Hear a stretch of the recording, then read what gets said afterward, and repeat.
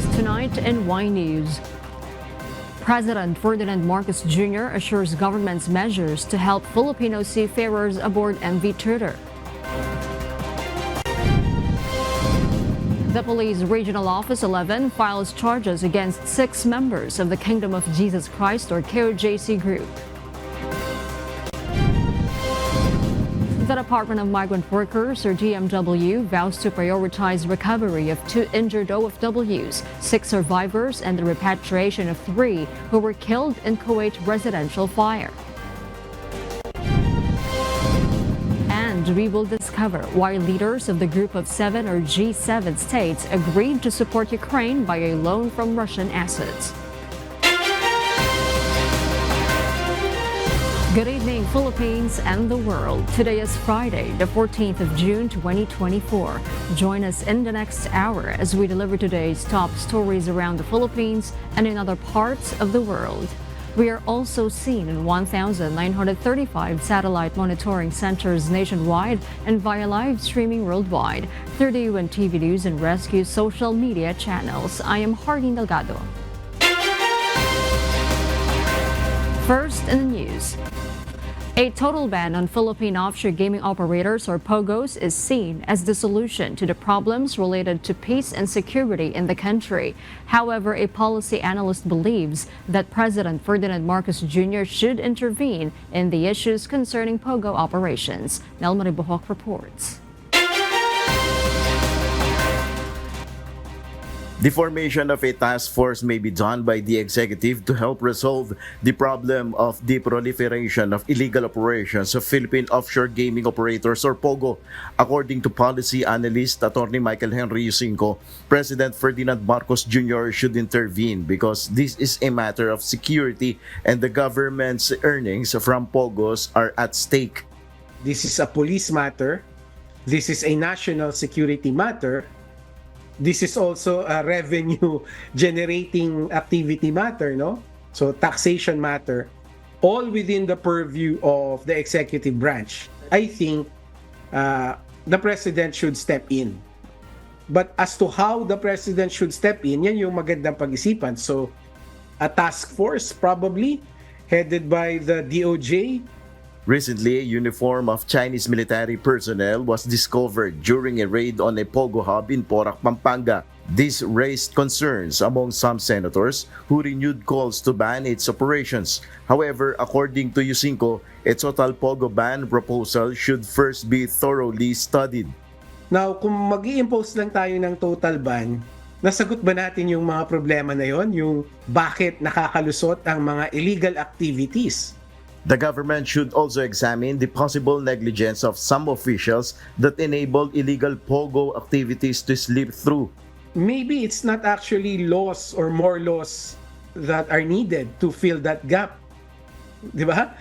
Baka ang kailangan natin is more of a dedicated monitoring from our police, from our national security agencies, and maybe also kailangan natin tignan yung mga local executives natin. Bakit tila parang pabaya sila pagdating sa POGO operations sa kanilang mga areas. The potential loss in government revenue is estimated to reach up to 20 billion pesos per year if POGO operations are halted. As of now, Malacanang has yet to issue an official statement regarding the discoveries in the raided POGO hub in Pampanga. Nel Maribohok, UNTV News and Rescue. We serve the people, we give glory to God. President Ferdinand Marcos Jr. assured on Friday, June 14, that the government is now taking steps to help Filipino seafarers aboard MV Tutor. MV Tutor suffered missile and drone attacks by Houthi rebels in the Red Sea and the Gulf of Aden on Wednesday, June 2. PBBM said the Philippine government is now coordinating with the UK maritime trade operations. Sa ating mga kasama na Filipino seafarers na nakasakay na yung MV Tutor na binomba at ngayon hindi malaman ang gagawin. Lahat ng maaaring gawin ay ginagawa na namin. Nagko-coordinate kami sa UK Maritime Trade Operations. Naghahanap kami ng paraan para madala kayo muna sa Djibouti. Mula sa Djibouti, gumagawa rin kami ng mga arrangement para makapunta na kayo, makauwi na muna kayo. Kaya patuloy ang aming paghanap ng tulong sa ating mga kaibigan para madala na kayo sa Djibouti. New National Bureau of Investigation Director Jaime Santiago has planned to focus on the campaign against cybercrime and to implement speedy issuance of NBI clearance. Dante Amento tells us why. Newly installed National Bureau of Investigation or NBI Chief Jaime Santiago is to formally assume office on Tuesday, June 17.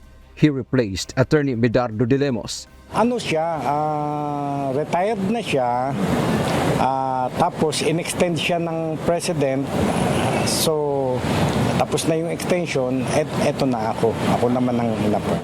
Santiago disclosed on Friday, June 17, that there is high number of cybercrime cases in the country.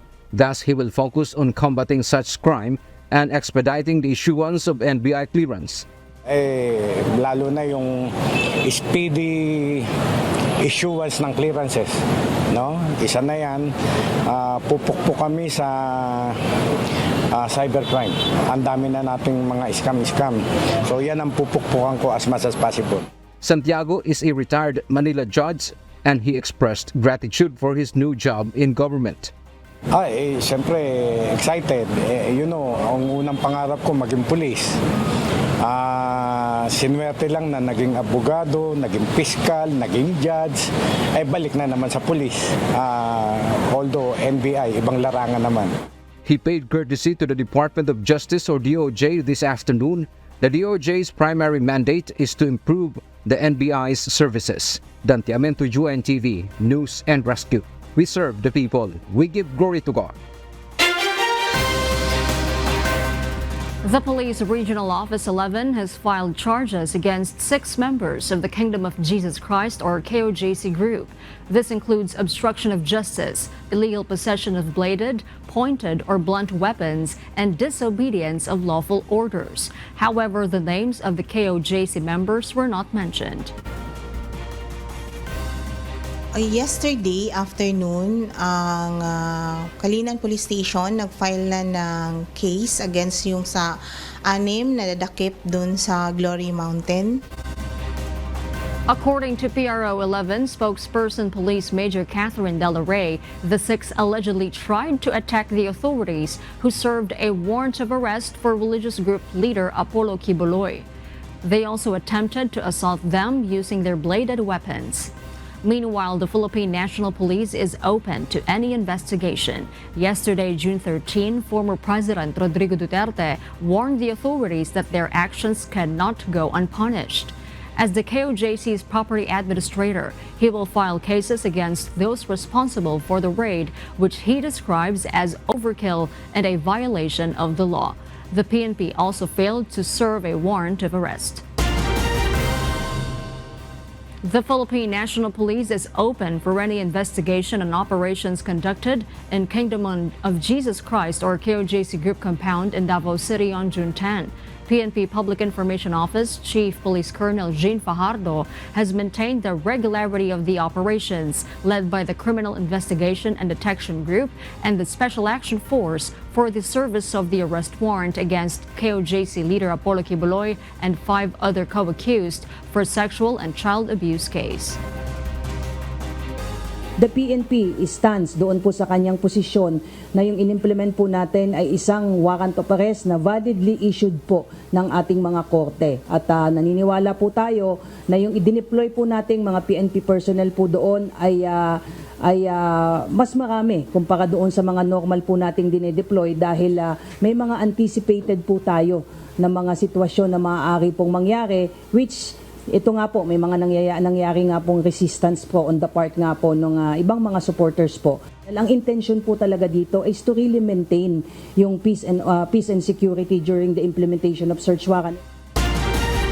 Around 200 organizations composed of community-based organizations urge President Ferdinand Marcos Jr. to certify as urgent the sexual orientation, gender identity or expression or sex characteristics, more commonly known as the SOGI-SE Equality Bill. The bill has undergone period of sponsorship in the House of Representatives, while in the Senate, it was approved by the Senate Committee on Women, Children, Family Relations and Gender Equality, but is pending at the Committee on Rules. Rosalie Cos will tell us why. 200 organizations make up the Equality Alliance. In celebration of Pride Month this June, these groups from human rights sectors, youth organizations, LGBTQIA+ communities and government units came together. They crafted a letter addressed to President Ferdinand Marcos Jr. These groups appeal to PBBM to certify as urgent the sexual orientation, gender identity or expression or sex characteristics commonly known as the SOGI-SE Equality Bill. Mr. President, this is a love letter to make equality your legacy. Built on mutual respect, love, and acceptance. The proposed law aims to provide protection to Filipinos against discrimination based on SOGI. It has been more than 2 decades since the SOGI Equality Bill was first introduced in Congress.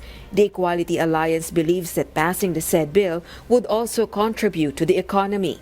Can you just imagine kung gaano mag-blossom ang napakaraming mga LGBTQ-led na micro, small, and medium enterprises, which by the way comprise around 90%, di ba, ng ating businesses in the Philippines. The SOGI Equality Bill has already undergone the period of sponsorship in the plenary of the House of Representatives. Meanwhile, in the Senate, it has not yet been debated in the plenary and has been referred to the Committee on Rules. According to Senate President Francis Chis Escudero, there is a greater chance of passing the anti-discrimination bill than the SOGI Equality Bill. I don't think we will encounter difficulty, especially with the new batch of legislators in the House of Representatives who are millennials and Gen Zers. We hope you could give the SOGI Equality Bill a chance in the plenary. For a long time, for more than 24 years, the SOGI Equality Bill experienced a rough road already.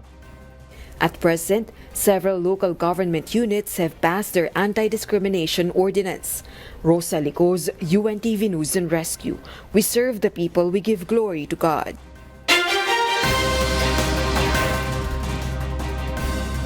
And for the news abroad, leaders of the Group of Seven or G7 states have agreed to support Ukraine by a loan from Russian assets.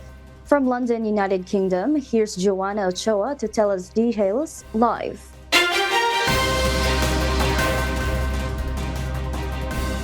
Good evening, Joanna. During the G7 annual summit in southern Italy, leaders of the Group of Seven states agreed to provide a $50 billion loan for Ukraine, including interest from the Russian sovereign assets that were frozen when Moscow invaded its neighbor in 2022. Profits from Russian funds worth $300 billion that are mostly blocked in the European Union will be used for the loan. Biden argued that this is to set a reminder to Russian President Vladimir Putin that they will not back down. In addition, Ukrainian President Volodymyr Zelensky signed a long-term security accord with United States President Joe Biden and a 10-year security accord with Japan, who also promised to give $4.5 billion this year to Kiev from Tokyo. German Chancellor Olaf Scholz says that this commitment should encourage the Ukrainians to defend their independence and sovereignty. The deal aims to run despite who is in power in each G7 state, which are Canada, the United States, Britain, France, Germany, Japan, and Italy. The technical details will be finalized within the upcoming weeks, and the cash contributions from the G7 states will reach Kyiv by the end of this year. Marvi. Thank you, Joanna Ochoa, reporting live from London, United Kingdom. We'll share more global stories with you later, but for now, back to you, Harleen. Thank you, Marvi. For those watching our live streaming on YouTube, please click the subscribe button you see on your screen and ring the bell for notification. You may also follow us on Facebook, Instagram, and TikTok. The Department of Migrant Workers, or DMW, has vowed to prioritize the repatriation of the bodies of the 3 deceased, the 6 survivors, and ensuring the safety of the 2 OFWs who are currently in the ICU following the fatal fire incident in Kuwait on June 12. The government has begun the process of repatriating the bodies of the 3 Filipino workers who perished in the fire. Ryan Lacanlale will tell us why. The Department of Migrant Workers is closely monitoring the condition of the 2 overseas Filipino workers who are in intensive care units and in critical condition in Kuwait due to the fire that occurred on June 12.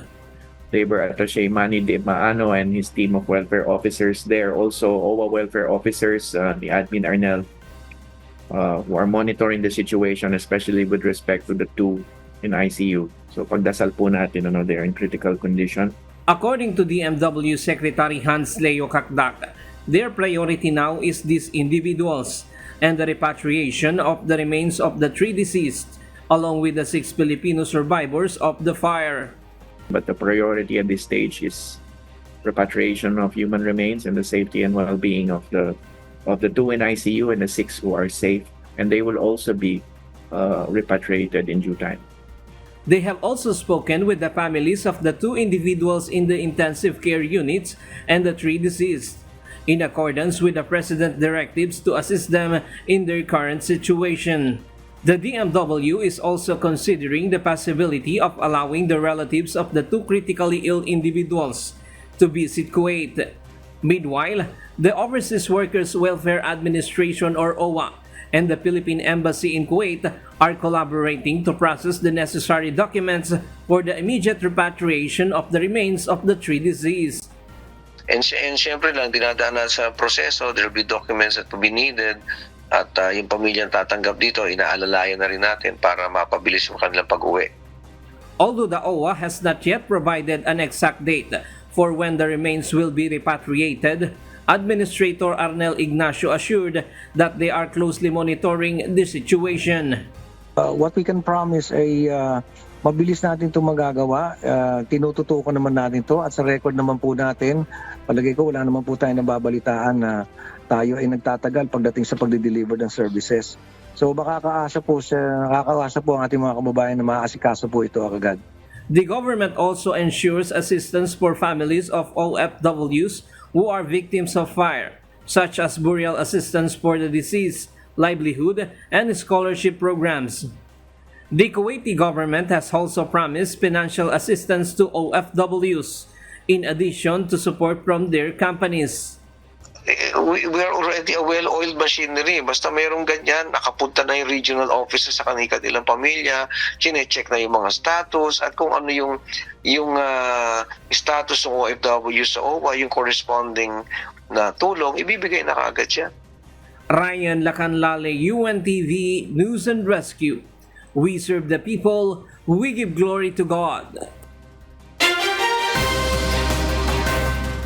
A lawmaker is seeking an inquiry into the serving of arrest warrant by the Philippine National Police to religious group leader Apollo Kibuloy at the Kingdom of Jesus Christ compound. Senator Robin Padilla wants to launch an investigation on the alleged use of unnecessary and excessive use of force of the PNP operatives. In a statement, the senator says law enforcement should always consider the totality of the situation in serving warrants, which should not violate the dignity of persons.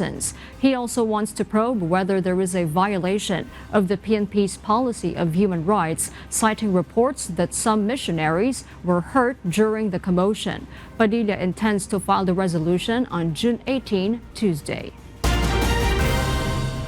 The passenger who was allegedly body shamed by a public utility jeepney driver pursues formal complaint against the latter. This after the 2 parties appeared before the Land Transportation, Franchising and Regulatory Board office this afternoon. Asha Kadapan Jr. details why. The driver of the public utility vehicle, as well as his partner, who allegedly body-shamed and refused conveyance of a passenger, stands by his earlier statement as they appear for a hearing before the Land Transportation Franchising and Regulatory Board, or LTFRB, today, June 14. The driver suggests that the commuter provoked them, leading to his demand of her alignment from the public vehicle. An apology and admittance that his statements against her were all lies, however, were the only appeal of the passenger to let go of the issue, but the driver's partner vehemently refused to. Paghingi lang po ng tawad talaga yung gusto ko po ng maayos kasi kaso hanggang ngayon po napakataas pa rin po ng kanilang pride. So itutuloy na lang po natin yung kaso. During the hearing, 2 more passengers who witnessed the incident appeared before the board. One of them attests to the passenger's statement. Sumakay po si Joy sa jeep. Maya't maya, parang narinig ko na nagagalit na po yung driver dahil pinabababa na po siya. Hindi po nagsasalita si Joy. Ako po yung magsabi kay Joy na huwag kang bumaba. Mali yun, discrimination yun, sabi ko. The LTFRB ordered both parties, including the owner and operator of the jeepney, to submit a notarized statement for the proceeding of the formal complaint. Asher Kadapan Jr., UNTV News and Rescue. We serve the people, we give glory to God. For faster response and easier access to resources for the needs of residents affected by Mount Canlaon, the Incident Command Post and Base of Operations may be transferred to La Carlota City once approved. Gladys Duabi details why. In the Joint Emergency Operations Center, or EOC, of the Regional Disaster Risk Reduction and Management Council of Region 6 and 7, the Base of Operations and Incident Command Post is expected to be transferred in La Carlota City, once approved, for an easier access to resources and faster response to the needs of the affected residents, especially in La Castellana, the most affected area following the eruption of Mount Canlaon. La Carlota is the place far enough from La Castellana if Mount Canlaon erupts again, as the same municipality is expected to be directly affected. La Carlota is also close enough to La Castellana, so concerned agencies can easily respond once needed. Yet, the EOC serves to be the brain of the incident management team remains in Bago. Siyempre, mas faster yung response coordination natin kasi malapit siya mismo dun sa area ng mga affected families. Yung resources natin, mas easier ma-deploy, easier ma-pull out. Kasi dun yung pinaka-core, pinaka-affected is La Castellana. Meanwhile, after DNR Secretary Maria Antonia Yolo Loizaga visited Negros Occidental, Office of the Civil Defense 6 asked for assistance to conduct water tests and air quality tests in the affected area surrounding Mount Canlaon, and updating of the hazard map around the volcano. Gladys Tuabi, UNTV News and Rescue. We serve the people, we give glory to God.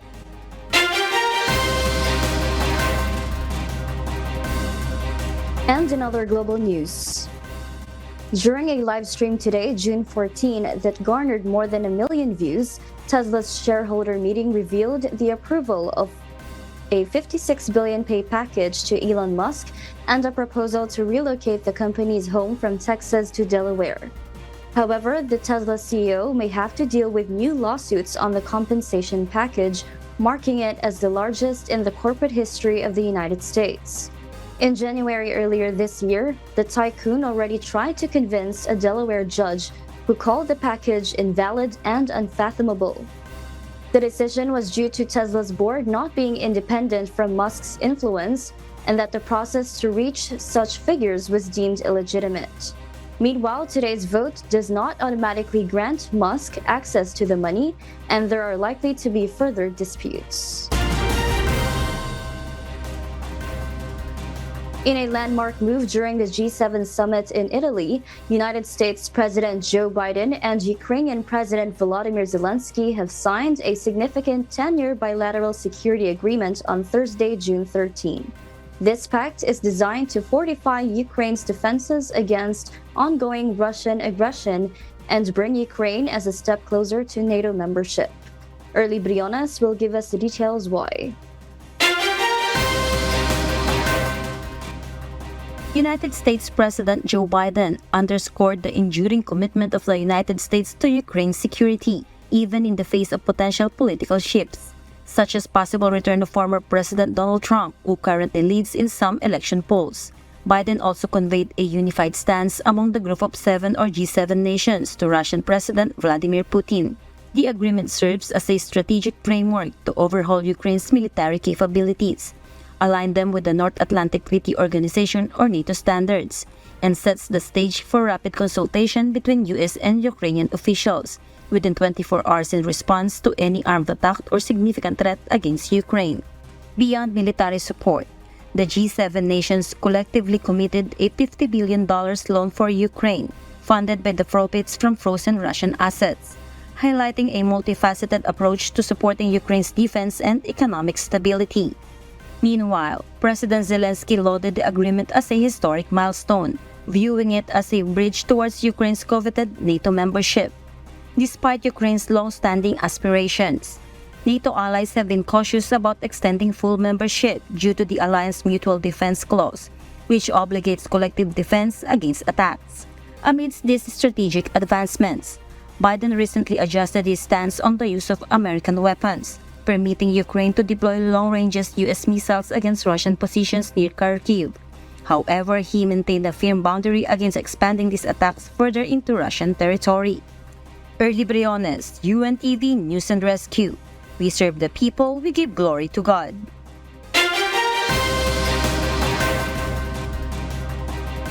And those are the reasons behind the news in other parts of the globe. I am Marvi Delfin, live from Perth, Australia. Good evening. And before we close, we will leave you with a word, giving glory to God. From the book of Proverbs, chapter 145, verse 19, it says, "He will fulfill the desire of them that fear him. He will also hear their cry and will save them."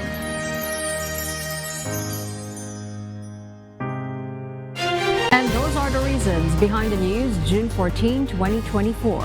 Reasons we deliver to you as they unfold. Because we need to know. We will always ask why. I'm Hardin Delgado. We serve the people. We give glory to God.